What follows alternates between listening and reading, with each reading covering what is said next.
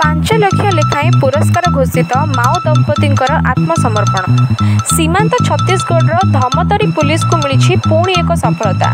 2 जण हार्डकोर माओवादी शुक्रवार दिन पुलिस निकट में आत्मसमर्पण करथिबा बेले आज पुणी सरकार आत्मनिर्भरशील नीति में प्रभावित होई पुरस्कार घोषित माओ दंपति जिला पुलिस कार्यालय में आयोजित एक स्वतंत्र कार्यक्रम में एसपी अंजनीय वैष्णव सम्मुख में आत्मसमर्पण करिसेंती। एमाने हेले माओ संगठन आगधाड़ी नेता टिकेश ओरफ टिकेश्वर बट्टी एवं तांको पत्नी प्रमिला ओरफ गणेशी।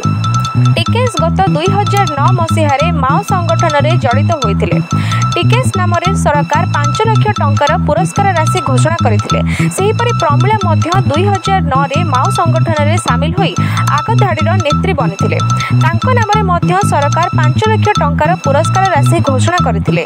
सूचना अनुसार एमाने बहु माओ हिंसा जड़ित थिले।